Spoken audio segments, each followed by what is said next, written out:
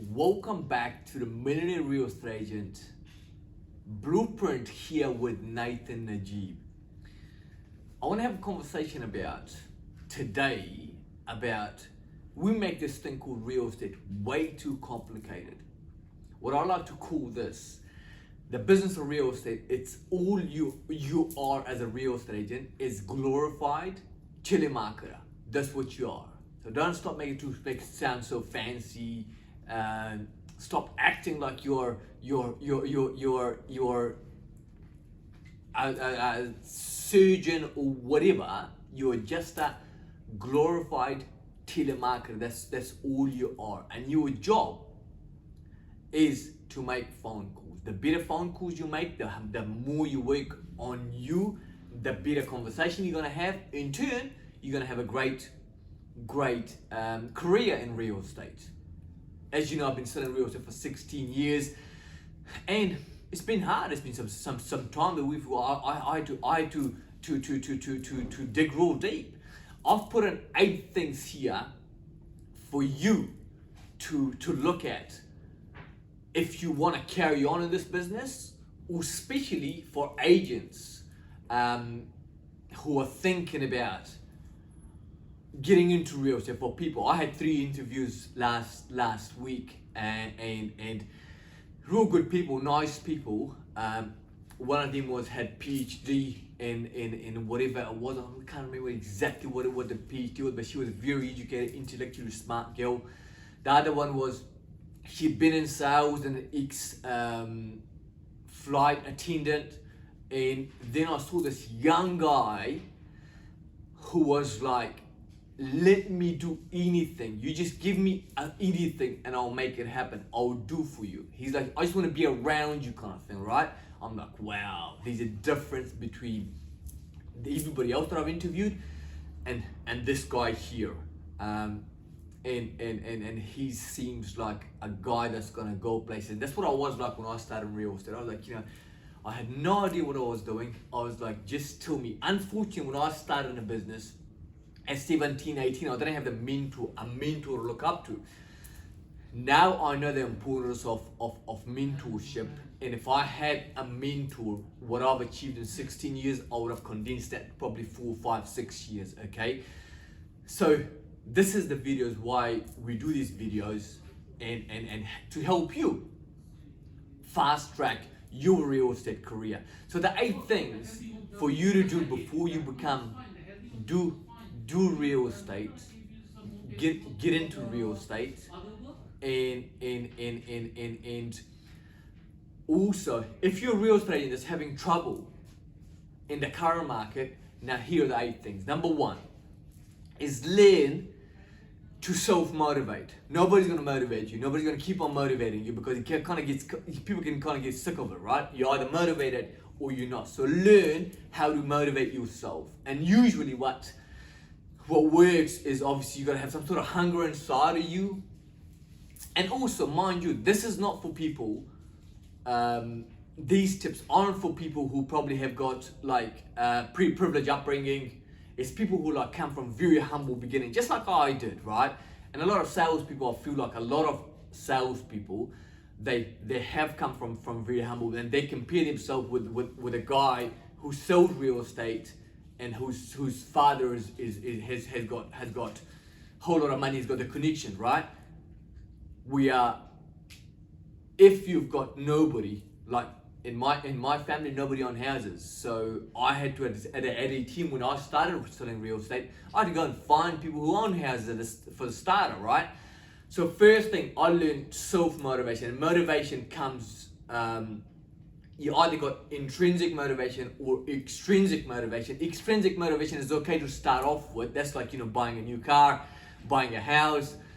And then intrinsic motivation could be something along the lines of like, you want to create better life for your family. Like that thing is gonna excite you every single day. Extrinsic motivation, once you buy yourself a car, I've seen many people that bought a car and then they kind of like hand their gloves up and they just became average again. Second thing, learn to sell yourself. Learn your unique selling proposition. What makes you different than anybody else? What makes your company different? And auctioning everything is not what makes you different, because every other agency auction property as well. If it is working for a bigger organization or a smaller organization, so those things there, that can be a unique selling proposition. A unique selling proposition, what makes you different. Why would somebody choose you as opposed to these 1,900 other real estate agents out there? Why would somebody want to go with you, right? And what makes your organization, your company, different? And marketing is not good enough anymore, because any agency can put the property on the market on trademerealestate.co.nz. Anybody can put a for sale sign up the front. Anybody can turn up to open homes. But what makes you and your company different? Number 3 is work for an entrepreneur. Real estate is a business. Like when you're working as a real estate agent, as a salesperson, you're self-employed. So it works. It helps when you work for somebody who's an entrepreneur. An entrepreneur, they work crazy hours. They work hard. It's not like there's no 9 to 5 job for them. It's like, and they think differently. It's like the more they put in, the better the outcome, kind of thing. So working for an entrepreneur will teach you what is it like to work the 80 hours a week. What is it like? And the next one, that brings me to the next one. Number 4 is work 80 hours a week for 12 to 24 months, just to get a taste of what it's like to be working around people, working hard, working all sort of hours. And I feel like for the first 2, 3, 4 years at least, you'll be working all hours. Like you'll be working 80 hours easy, 80 hours easy a week. So you need to learn how to do that. And if you can't do it, if you like still wanna go home at 5 o'clock, and you want to come to work at 9, well, maybe you should rethink about your career. Next one is, we talk about glorified telemarketer. All real estate is making phone calls and outgoing phone calls. And if you're not making, I say 250 phone calls for the start to start off with, and then you can bring it down to like 100. That's a week. And if you say 250 phone calls a week, it's only 41 phone calls a day. It's not a huge number, but that needs to be done 6 days a week, and needs to be done consistently, day in and day out. In 16 years, I've seen agents come and I've seen agents go. And the agents that do not last are the ones that are lazy, the ones that do not make the phone call, the ones that make excuses, the ones that sees the market is tough. It's like, no, the market is tough for everybody, but there's still listings out there. In your area, there was 100 listings last month, and how many of those did you get, right? So it's not the market, it's all the excuses that agents make. So hence I say phone calls, because if you're not making, I was running a training session on Saturday, and if you're not making phone calls, generating leads is the first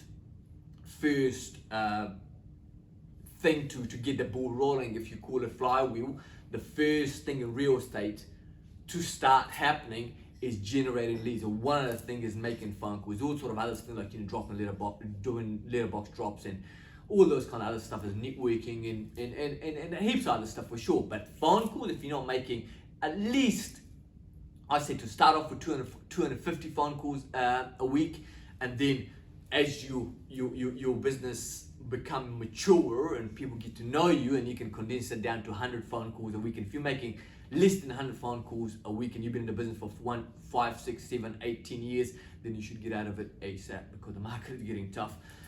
Research and learn fast. And researchers are what you've got to know what the market is doing. You got to know what the market has done last 12 months. You got to know what the market is, where the market is currently, and what the market is going to do in the next 12 months. And how do you find that out? You don't find that out from watching the news, because the news, it's like never what the truth is.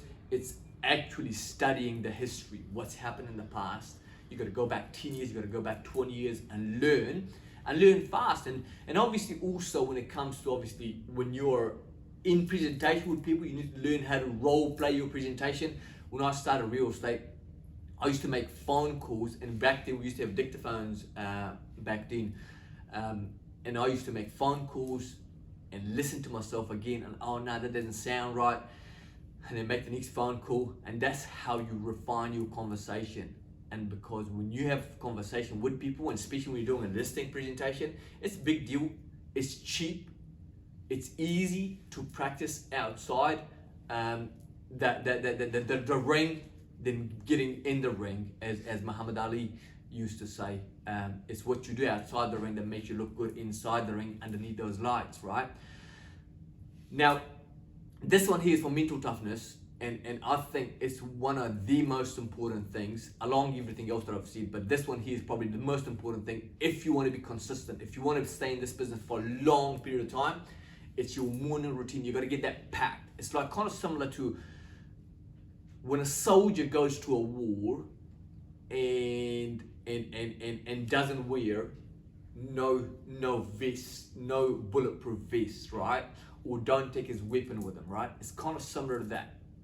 And if you think about that, it's you got to wake up every single day, work on yourself. And I talk this also about putting your own oxygen mask on before you go and serve other people, because if you're not breathing, you can't help anybody else.